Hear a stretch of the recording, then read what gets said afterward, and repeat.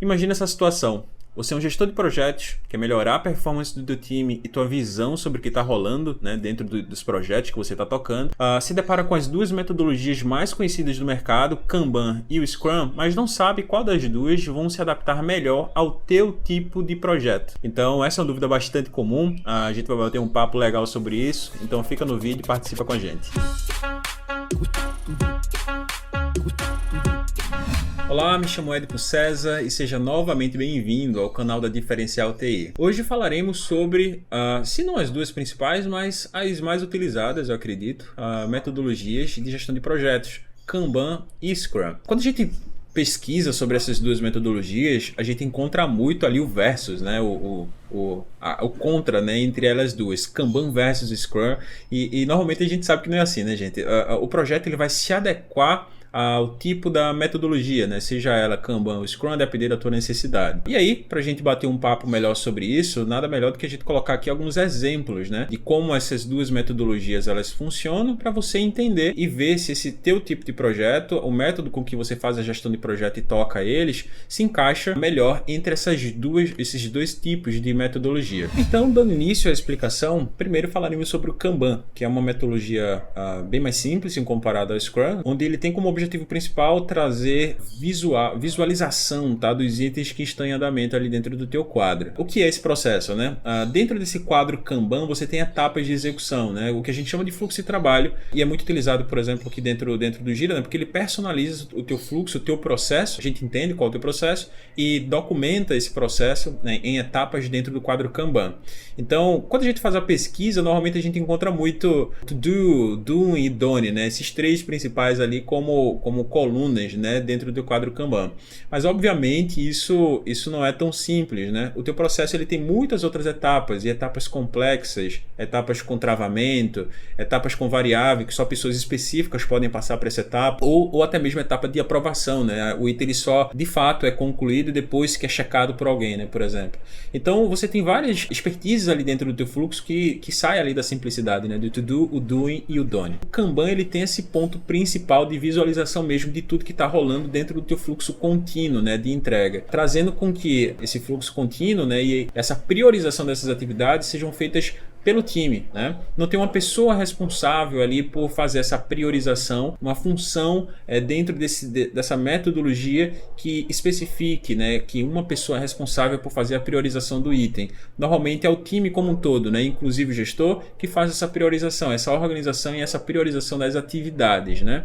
Então o Kanban ele traz esse sentido mais simples, né, visual e ágil da metodologia em si. E aí quando a gente fala de Scrum, o buraco é um pouquinho mais embaixo, tá? O Scrum é uma metodologia um pouco mais complexa, um pouco não, bem mais complexa que o Kanban, porque envolve ali tanto funções como fases dentro do processo, e que traz uma complexidade diferente, né, do Kanban. Segundo o guia do Scrum, ele traz uma metodologia, né, só definição rápida, é uma metodologia que traz soluções adaptáveis para problemas complexos, né, ajudando times, organizações e etc. Ele basicamente informa aqui que para você entregar essas soluções adaptativas para problemas complexos, você precisa ali seguir algumas etapas, né, definidas dentro desse guia que melhor se adaptam, né, ao tipo de projeto que você está tocando. Dentro do Scrum, diferente do Kanban, você tem funções, né? No Kanban, como eu falei, você não tem essa possibilidade, essa função, né, dentro desse processo, dentro desse framework que é o Scrum. Você tem as funções que são separadas basicamente por três pilares. Você tem o Product Owner, né, que é o proprietário do produto, ou PO. Você tem o Scrum Master e você tem o time de desenvolvimento, né, o time de execução.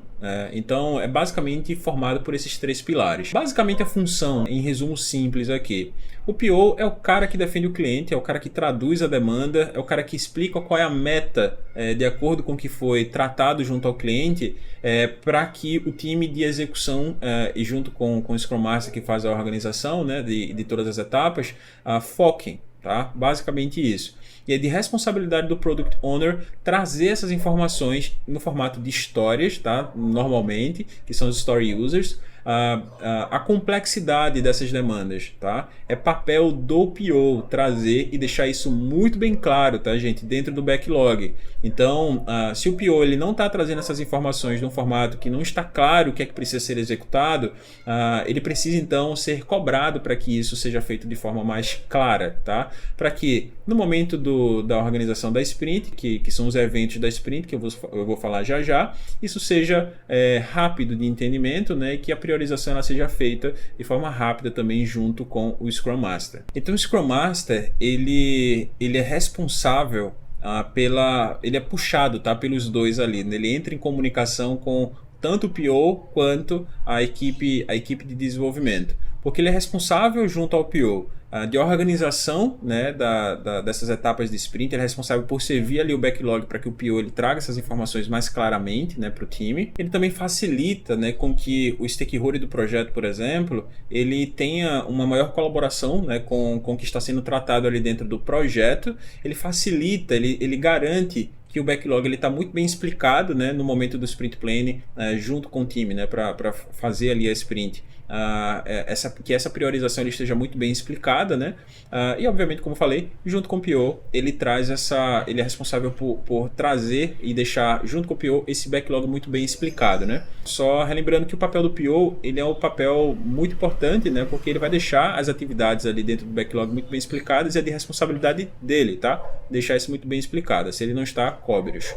E quando a gente fala de Scrum Master junto com o time de desenvolvimento, bom, ele é o cara responsável ali por tomar conta da situação, tá? É o responsável por resolver os impedimentos, né, do time durante a sprint, é o responsável por formar, né, esse sprint, né, junto com o time de desenvolvimento e fazer com que o time ele siga todas as etapas, né, as cerimônias, os eventos que o Scrum ele solicita para que, de fato, a metodologia Scrum ela esteja sendo utilizada da melhor forma possível ali dentro do teu projeto.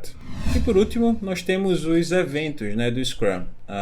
Eu posso até fazer um vídeo específico sobre isso depois, né, específico sobre o Scrum, porque ele de fato ele é muito grande.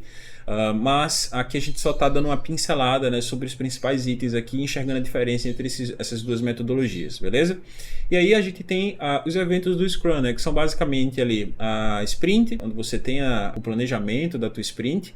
A sprint, para quem não sabe, é um tempo definido, né, entre o teu time ali. Normalmente é um tempo fixo, fechado, né, que vai de 1 semana a 4 semanas de execução, onde a priorização realizada junto com a meta, o norte que foi passado pelo PO, ela se encaixa, né, dentro desse período de execução, né? E aí você entrega essa sprint por valor, né, ao teu cliente, sem fazer com que demore muito tempo para entregar algo completo, mas sim entregue esses itens em valores suficientes ali para que traga valor, né, ao final para o teu cliente, tá?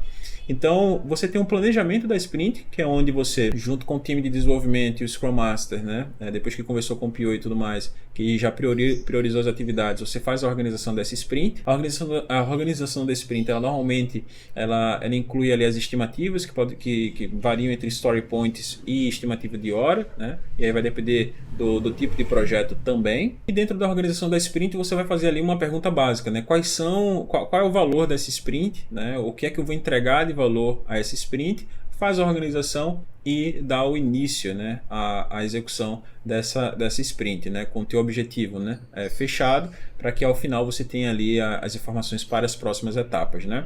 E aí, ao decorrer da tua sprint, você tem um outro evento, que são as Daily Scrums, né, onde você, dentro dessa daily, você vai ter ali uma conversa diária com as pessoas do time, para saber quais são os objetivos do dia, o que foi realizado ontem, por exemplo, que são aquelas perguntas bem simples ali, para você definir, né, a meta de execução tanto do dia, o que foi que você realizou ontem e quais são os impedimentos, né, se houver ali algum impedimento dentro das execuções de cada pessoa do time, para que isso seja muito bem explanado, tá? A ideia dessa daily é que ela seja bem rápida, tá? Seja ali 5 a 10 minutinhos, bem rápida mesmo, só para repassar o que vai ser feito, para que não atrapalhe, né, o andamento do time, tá? Depois disso, você tem a retrospectiva, né, da sprint, onde você, depois que a sprint é concluída, você analisa qual foi o resultado, né, dessa sprint. E aí o propósito dessa retrospectiva é basicamente repassar o que foi feito, o resultado, né, de todas as atividades realizadas, e você melhorar efetivamente a qualidade da entrega, né, e o formato com que essa entrega ela foi realizada. O evento, né, ele se fecha, os eventos do Scrum eles se fecham nesse ciclo. Então, como eu falei, a gente pode até fazer um vídeo específico somente de Scrum, né, já que ele ia abordar esses tópicos de forma um pouco mais minuciosa, né, como ele é muito mais completo do que o Kanban, e a gente conversar um pouco mais sobre esse assunto de forma um pouco mais minuciosa, beleza? E agora, com as duas metodologias explicadas, né, é importante a gente ver isso na prática. Então, eu vou mostrar aqui para vocês agora na tela compartilhada como essas duas metodologias são representadas dentro do Jira, né? E a gente vai falar e vai rever, né, todos os itens como backlog, criação de sprint e etc. Beleza? Vamos lá. Perfeito, já estamos aqui dentro do projeto no Jira Software, tá? Estamos dentro do quadro na metodologia Kanban, que é aquela metodologia mais simples de execução, né?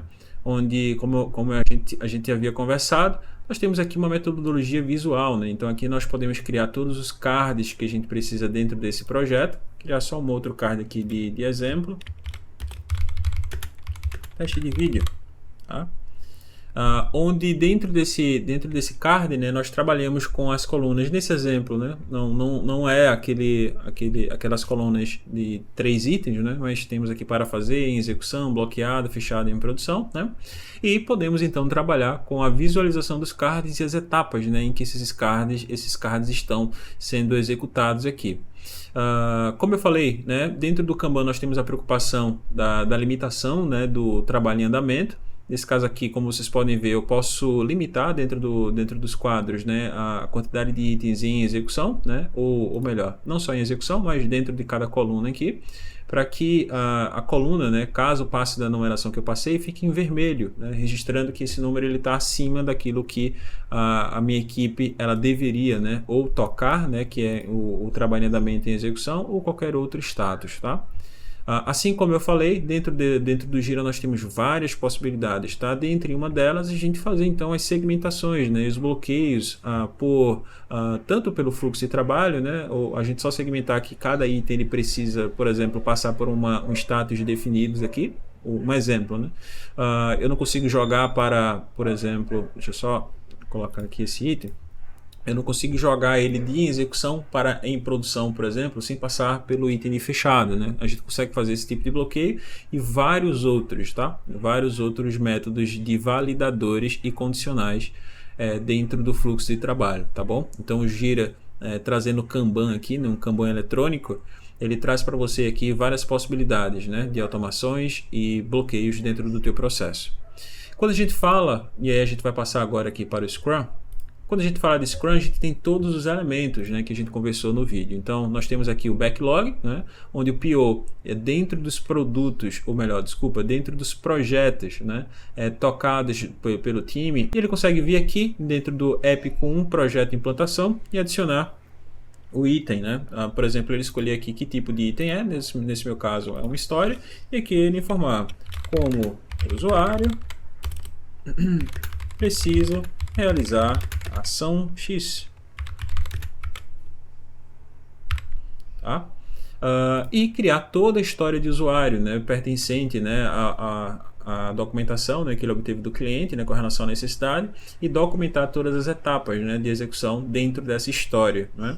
E aí, obviamente, fazendo todo aquele processo que eu havia falado anteriormente de documentação, né, clara, objetiva, para que o Scrum Master ele consiga então fazer a priorização, né, desses itens de forma com que atinja o objetivo que o Scrum Master, que o PO ele precisa dentro dessa etapa, né?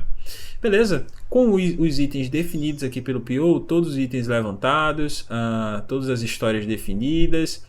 É papel então do Scrum Master, né, vir aqui no backlog e fazer a organização da sprint. Então vamos criar aqui uma sprint exemplo. Clico aqui em criar sprint, né? Eu determino aqui nos 3 pontinhos em editar o que é a minha sprint, né?